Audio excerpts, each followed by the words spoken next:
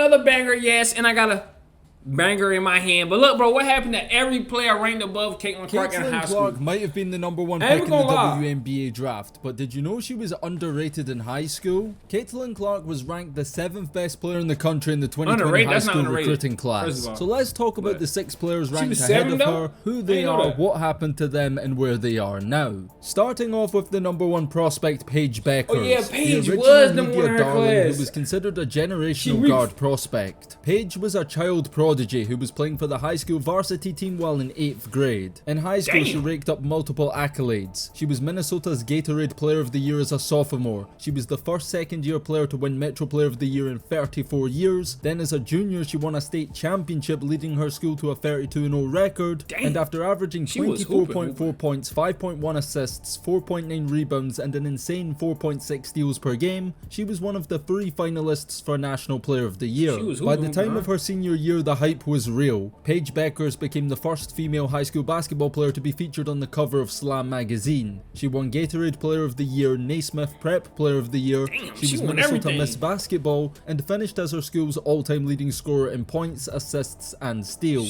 Beckers, as the #1 player, had the pick of any college in the country. By the age of 14, she already had 5 D1 offers, and in 2019 turned down South Carolina, Duke, UCLA, and many more to play at UConn, the pinnacle of women's college basketball under the legendary 11-time champion Gino Auriemma. Paige became the 11th #1 prospect to commit to UConn and was the program's most hyped recruit since Brianna Stewart, and she proved to be worthy of the hype. In her first year, How much should we Beckers classify? averaged 20 points, 4.9 rebounds, 5.8 assists, and 2.3 steals. She shot 52% from the field and 46% from three-point range. Nah, Remember, she was a freshman, and she won National College Player of the Year, becoming the first freshman to ever That's win it. tough. Unfortunately, though, in the Final Four of March Madness, UConn were upset by Arizona, robbing Beckers of the perfect ending to what would have been undeniably the greatest freshman season in NCAA history. Yo, if she would have won the Natty her freshman year, that would have been crazy, though. Like, that would have been too crazy.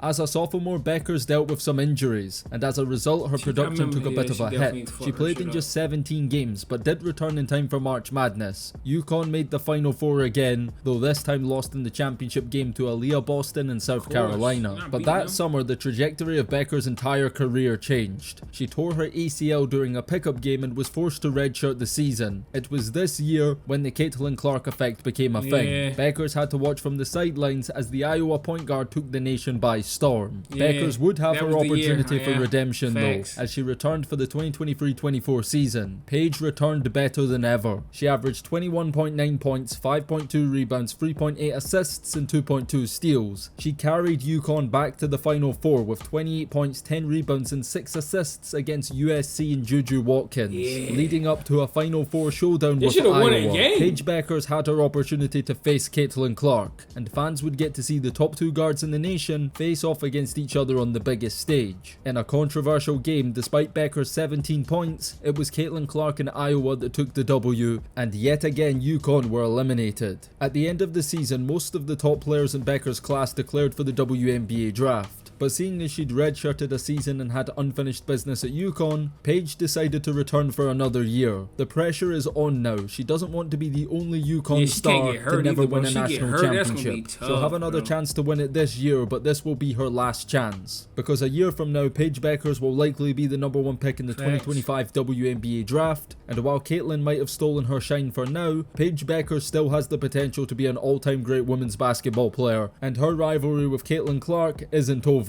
Matter of fact, it's barely even started. Understand why Paige might have been the highest ranked guard, but what will surprise a lot of people is that Caitlin wasn't the second best guard either, because the #2 player in the nation was Hailey Van Lith. Nah, I don't get that one, Washington, playing at Cashmere High School, Van Lith was a high school star and arguably the best scorer in the country. Her first year, she led her school to a 26-1 record, with their only loss coming in the state championship game. Hailey put up some great numbers as a freshman and was even better as a sophomore. She recorded the first quadruple-double in school history with an insane 37 points, 10 rebounds, 10 assists, and 14 steals. That year, she had— Bro, what? averaged 32 points, 8.3 rebounds, 5.2 assists and 7.3 steals, leading her school back to the state title game, but lost again. The same thing happened her junior year. She averaged a career high 34.4 points per game, was Washington's Gatorade Player of the Year, but once again lost in the championship game. As a senior, Haley was more motivated than ever to finally finish the job and win a state championship, but the pandemic robbed her of the opportunity, making Hailey Van Lith one of the best women's high school basketball players to never win a state title. As a senior, Van Lith was Washington's Miss Basketball. She became the state's all-time leading scorer, was a front-runner for Gatorade Player of the Year, and as a 5-star prospect wasn't short of college offers. During her high school career, Haley had developed a friendship with Kobe Bryant. She often worked out at Kobe Bryant's Mamba Sports Academy, and she was a huge role model for Gianna Bryant, and she carried the Mamba mentality theme into college. As a freshman at Louisville, Van Lith made the ACC All-Freshman team, won the ACC regular season title, and helped Louisville reach the Elite Eight of the NCAA tournament. The next season as a sophomore, Haley took Louisville one step closer. They made the final four of the NCAA tournament, losing to Cameron Brink and Stanford. Her junior season was when Van Lith really broke out. She averaged 19.7 points,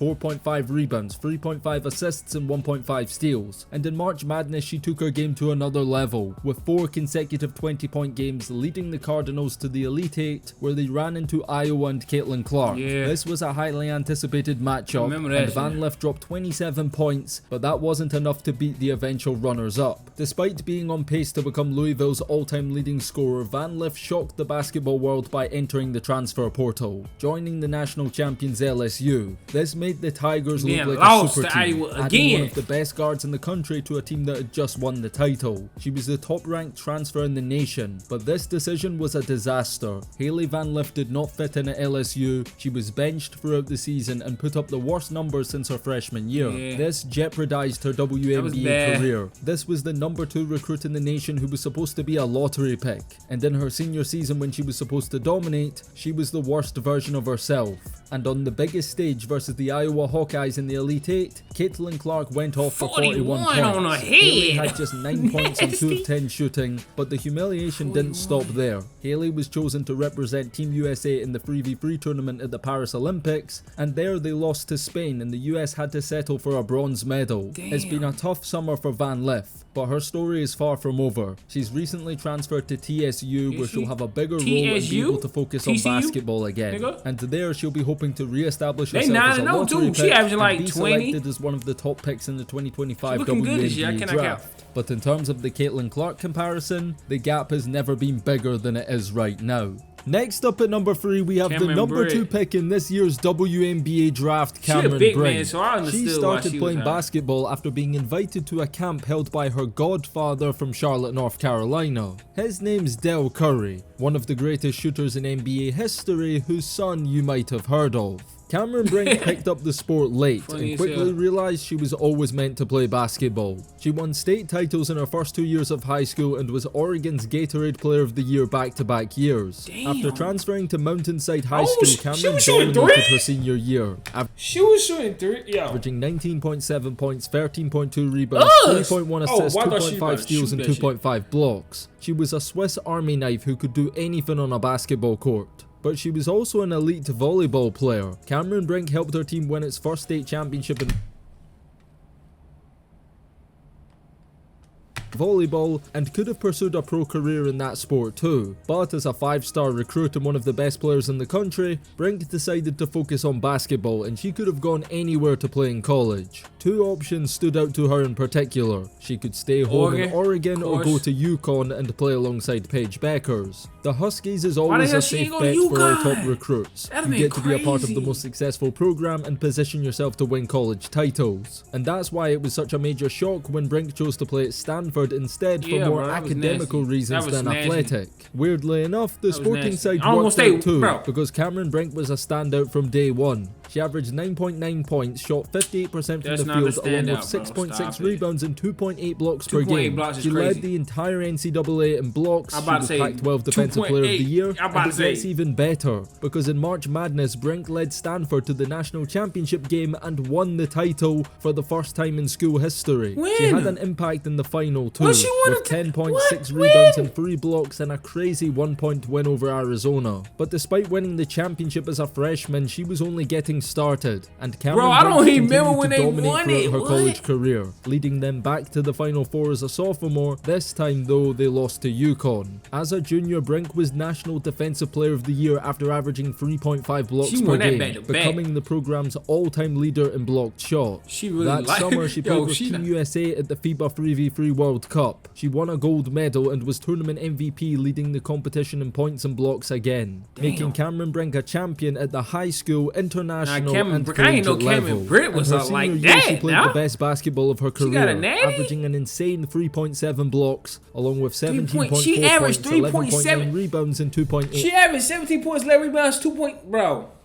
Assists. Brink was considered the best forward in the country, ahead of even Angel Reese, and most years would have been the #1 pick in the WNBA draft. Of course, that didn't happen because Caitlin Clark exists, but even still, being the #2 pick in one of the most stacked draft classes in WNBA history is no small deal. Cameron Brink was selected by the LA Sparks and started her WNBA season strong. Her game translated perfectly. She averaged 7.5 points, 5.3 rebounds, and 2.3 blocks, making her an early front-runner for the Rookie of the Year award. Everything changed when she tragically tore her ACL, not only ending her rookie season, but her goal to play in the Olympics and win gold again. Any ACL injury is devastating for any basketball player, and Brink's recovery will be a long one. It's unclear whether or not she'll be back for next season, and there's always the worry that players, especially those who rely on their athleticism, never come back quite the same afterwards. At 22 years old though, Brink is still very young, and we've seen a lot more success stories with players returning from ACLs in recent years, with Paige Beckers being a great example. So hopefully Cameron Brink can come back and be her old self, because her potential is off the charts. She can become one of the very best players in the WNBA, and playing with the LA Sparks, she can also reach a level of commercial superstardom off the court that very few women's basketball players have ever been able to achieve. I mean, she was nice. At number 4, we have one of Caitlin Clark's biggest rivals, and that's Kamilla Cardoso. Now, it's understandable why she would have been so dominant in high school, the same way she dominated in college. She's 6'8". But despite her height, she actually started basketball very late. Coming over from Brazil, Cardoso joined Hamilton Christian Academy in Tennessee, and it didn't take her long to suss out this basketball thing. She averaged 24.1 points, 15.8 rebounds, and 9.2 blocks per game. No, she didn't average 9.2 blocks a game. No, she didn't. That's not true at all. She averaged almost 10 blocks a game. I gotta see them highlights. Whenever I gotta watch them. Double with blocked shots. That is an insane stat no matter how much taller you are than everybody else. And the fact that she was bigger than most WNBA centers as a high schooler definitely made Cardoso a can't miss prospect. She was a 5-star recruit, McDonald's All-American, and had offers from UConn, Ohio State, Mississippi, and South Carolina. She chose to attend Syracuse, becoming the highest rated recruit in program history. Cardoso was a starter from day one. As a freshman, she averaged 13.6 points, 8 rebounds, and 2.6 blocks per game, winning the ACC Freshman of the Year award and Defensive Player of the Year also. Cardoso actually only spent 1 year at Syracuse though, before transferring to South Carolina to play under the legendary Dawn Staley. There she took on a lesser role and was Aaliyah Boston's backup. But the individual sacrifice paid off, as Cardoso got to learn, practice, and compete every day alongside the best player in the country. She also got a taste of winning as South Carolina won the 2022 NCAA Championship. As a junior, despite still coming off the bench, Cardoso continued to improve. She got more playing time and averaged better numbers than her first year at South Carolina. This year, striving to go back-to-back, South Carolina were undefeated and made it back to the Final Four, hoping to complete the perfect season. Unfortunately for them, they ran into the Iowa Hawkeyes, and this was the game where Caitlin Clark introduced herself to the basketball world on the biggest stage, with 40 points, handing South Carolina their only loss of the entire season. And a lot of people thought that with this loss, the run was over for South Carolina. Aaliyah Boston left to go #1 in the WNBA draft, and a lot of people weren't sure whether Kamilla Cardoso was ready to step up. but she was ready to take over from Aaliyah Boston, and as a senior, Cardoso played the best basketball of her collegiate career. She averaged 14.4 points, 9.7 rebounds, 2.5 blocks and 2 assists. She shot a career best 60% from the field, and South Carolina didn't miss a beat. They went undefeated again and had a chance for revenge against the Iowa Hawkeyes in the championship game, and this time it was too much for Caitlin Clark. South Carolina won this game comfortably, and Kamilla Cardoso, with 15 points and 17 rebounds, captured her second national championship, and this time she was the most outstanding player of the Final Four. Kamilla Cardoso is another one that most years would have been the #1 pick in the WNBA draft, but with this class being so stacked, she fell to number 3 and was drafted by the Chicago Sky, where she would team up with fellow lottery pick Angel Reese. And while this season her rookie teammate got most of the hype, Kamilla Cardoso had a solid year in Chicago. She averaged 9.8 points, 7.9 rebounds, 1.4 blocks, made the all-rookie first team, and while Cardoso is still a long-term project that has a lot of developing to do before she reaches her final form, you cannot teach 6'8". You can't teach it. Nah, that's facts. You can't teach 6'8". You can't teach the dog angel. Chicago gonna be, and I fully expect Kamilla Cardoso to be one of the best women's basketball players for years to come. And anyone that puts a ceiling on her potential would be silly. Now at number 5 we're kinda cheating, because technically one of the two players I'm about to talk about here wasn't ranked higher than Caitlin. She was in fact one spot lower than her in these rankings. But I cannot tell you the story of Sarah Andrews, the 5th ranked player, without talking about her partner in crime at number 8, Hannah Gusters, because their journeys are intertwined. Starting with Sarah, she was the 3rd ranked point guard in the nation who grew up idolizing one of the greatest college scorers ever, WNBA guard Odyssey Sims, who was also from Irving, Texas, and played at MacArthur High School and Baylor University. Andrews was a dynamic guard who was highly rated and known for making everybody better with her passing ability. The other player is Hannah Gusters, a dominant inside post player. After playing together at AAU, they decided to team up, and together Andrews and Gusters became the best duo in high school basketball, as your typical big and small 1-2 punch. Their chemistry together was so good in high school that they both decided to continue playing together, committing to the University of Baylor in 2021. But despite both being projected top 10 picks, the transition to the collegiate game wasn't so seamless. Sarah started just 1 of 31 games, averaging 4.2 points, 1.2 rebounds and 1.2 assists in around 11 minutes of playing time. Gusters didn't receive a single start. She averaged 5 points, 2 rebounds in 10 minutes a game, despite shooting an efficient 64% from the field. A big reason for the lack of playing time was because Baylor were already so stacked. Nalissa Smith, the number 2 pick in the WNBA draft in 2022, occupied the starting forward position, while Dejanay Carrington, who has become one of Caitlin Clark's rivals in the WNBA, was the starting guard. Once those two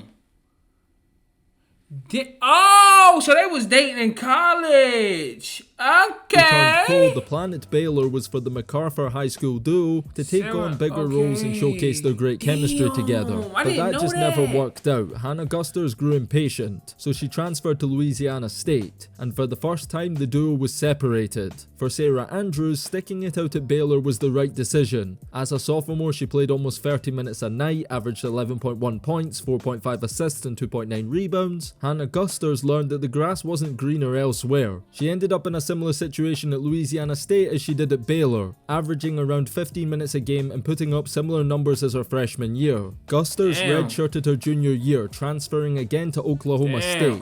That year, Sarah Andrews had her best year at Baylor, averaging 14.7 points, 4.3 assists and 3.4 rebounds. She became a key and important player. Finally, in Oklahoma back in the Big 12, Hannah Gusters had a breakout year of her own. She averaged 14.3 points, 4.1 rebounds and a block per game, and put herself in position to be selected in the 2025 WNBA draft. This all depends on if she continues to impress as a senior. As for Sarah Andrews, instead of declaring for the WNBA draft after her senior year at Baylor, she's returning for a 5th year. In her postgraduate year, she's hoping to make a lasting impression at the school, and is also focused on trying to get picked up in next year's draft. Both players' stories are intertwined, but if all goes well, they'll end up in the same destination a year from now in the WNBA. But the fact that they're still still in college, while Caitlin Clark and almost every other player on this list has turned pro, really proves that high school rankings really don't mean much at all. And just because you're one of the best players in high school doesn't necessarily mean you're going to be one of the best in college or the pros. And lastly, at number 6, we have the world's second most famous women's basketball player, and that's Angel Reese. Growing up in Baltimore, basketball was always a part of Angel's life. Her mother played basketball and her brother Julian plays college basketball at Maryland. Angel Reese was a Washington Mystics fan, and from early on, after being inspired by Maya Moore and Candace Parker, she always wanted to play in the WNBA just like her idols. Attending St. Francis Academy, Reese played 4 years of varsity basketball. As a freshman, Reese was so versatile that she played all 5 positions throughout the year, and after averaging 11 points and 11 rebounds, she led her team to a conference title with a 13-1 record.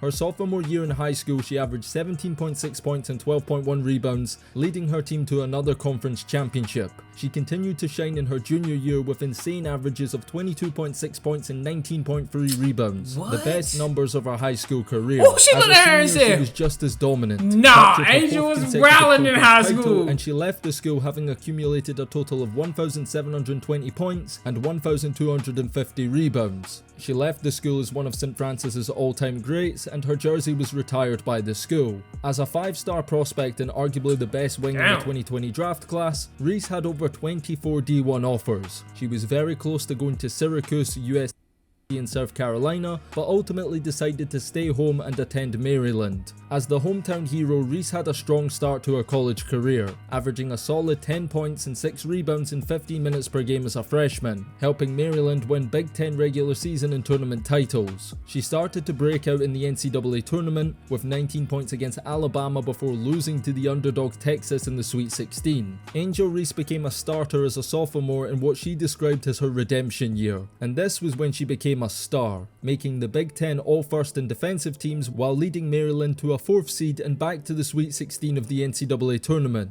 There, Maryland were sent home again, this time at the hands of Cameron Brink and Stanford. This season, Reese averaged 17.8 points and 10.6 rebounds a game, becoming the first Maryland player to average a double-double since 1975. But at the end of the season, Angel Reese wanted a change of scenery, so she entered the transfer portal and joined LSU, hoping to be a part of a winning team. This decision turned out to be the best of her career, because Angel Reese dominated as a junior at LSU, becoming one of the best players in college basketball. Throughout the season, she consistently excelled, setting the LSU single-game rebounding record with 28 boards against Texas A&M. She recorded 20 consecutive double-doubles, finished the season with 34 double-doubles, breaking the NCAA record, and her stats were historically great across the board, averaging 23 points and 15.4 rebounds per game, along with 1.6 blocks that and right hand is nasty, steals. but she was like Angel that. Reese really made her mark in the NCAA tournament. She had 24 points and 15 rebounds in the first round against Hawaii. In the second round, she had 24 points, 24 rebounds, and 6 blocks against Michigan. She recorded another double-double in the Elite 8, and in the Final Four, she broke the SEC single-season rebounding record with 12 boards along with 24 points in a win over Virginia Tech. In the grand finale, LSU faced Iowa, in what was one of the most iconic games in college basketball history. Angel Reese stuffed the stat sheet with 15 points, 10 rebounds, and 5 assists, defeating Caitlin Clark and the Hawkeyes to win the 2023 National Championship. This game turned Angel Reese into a household name, and this was when the rivalry between her and Caitlin Clark really started. Angel Reese returned for her senior season, and although her stats weren't as impressive as her junior year, she was still dominant, and won SEC Player of the Year for the first time. Angel led LSU back to the Elite 8 of the NCAA tournament, where they faced the Iowa Hawkeyes again in a highly anticipated rematch, which we broke down in detail in this video right here on the channel. This time, Caitlin Clark got her revenge, dropping 40 points to end LSU's season and Angel Reese's college career.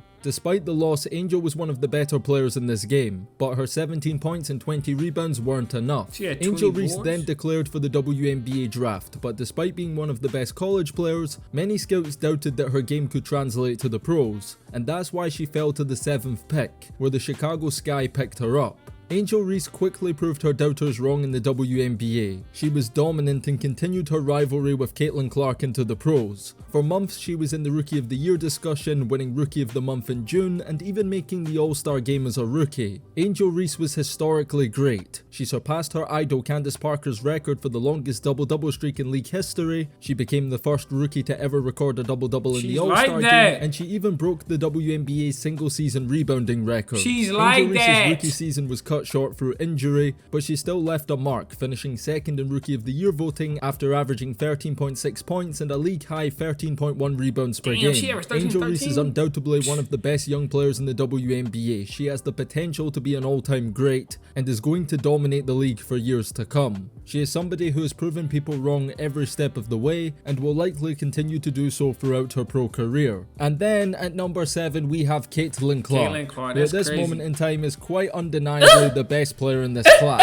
What this list really goes to show is that high school rankings. I'm gonna keep it 100, bro. When it's all said and done, when their careers over with, we're gonna see who's the best player in the class, number 7, who went on to Caitlin right now is for sure the best. WNBA draft. You have several players still in college, others are in the WNBA. You just never know. But if you've made it up to this point in the video and want to see more WNBA, I'm gonna lie, but that's crazy. I'm glad I watched the video. I ain't know. That's crazy. But look, man, like, comment, subscribe, bro. If y'all want to see me react to more videos like this, man, let me know in the comments, bro. And I got y'all. Y'all already know what's going on, man. No cap.